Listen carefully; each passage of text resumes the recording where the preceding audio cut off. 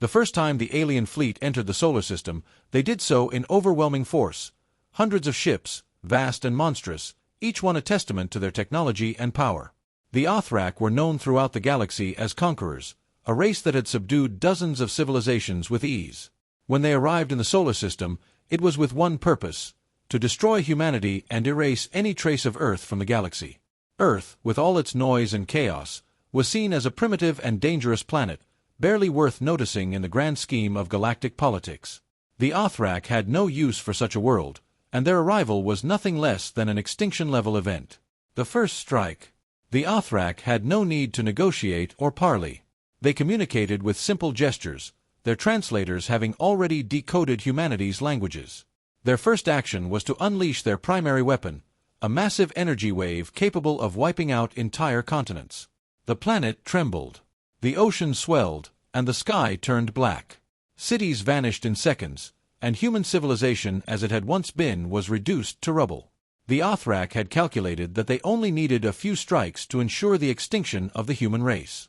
But they underestimated one thing: the awakening of the human spirit. In the chaos that followed, humanity did what humanity does best: they adapted.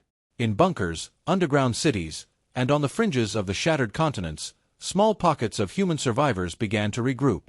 Despite the odds, despite the overwhelming force of the Oth'rak, they refused to die. What the Oth'rak didn't understand was that humanity was a creature defined by defiance. They fought for survival, not just for themselves but for their children, for their loved ones, for their very way of life. And they had something the Oth'rak didn't: hope.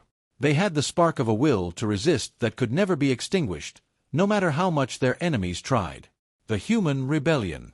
The survivors formed militias, scavenging technology from the wreckage, developing makeshift weapons, and learning to fight the invaders with whatever they could muster. It wasn't much: primitive guns, explosive devices, rudimentary drones, but it was enough. They struck back. At first, their attacks were small: ambushes, sabotage, guerrilla warfare.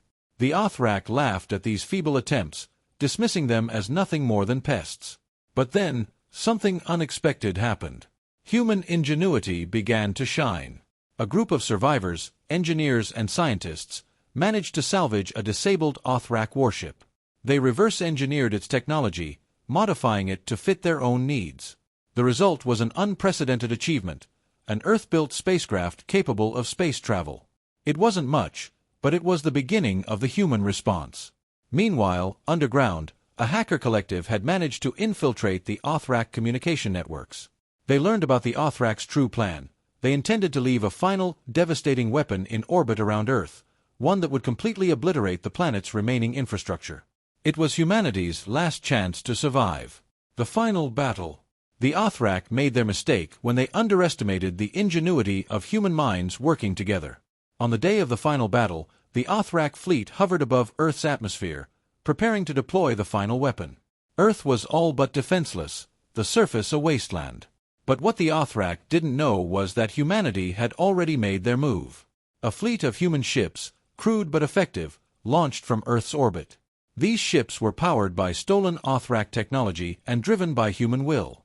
The first wave hit hard, with every ship sacrificing itself to deliver one devastating blow after another to the invaders. The Oth'rak retaliated with overwhelming force, but they did not expect the sheer relentlessness of humanity. The human ships fought with the ferocity of a species that had nothing to lose.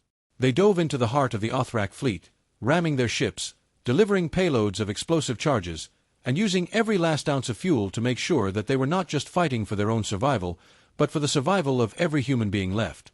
4 days, the battle raged in the cold vacuum of space. In the final moments, it was a group of rogue human fighters who managed to break through the Oth'rak defenses.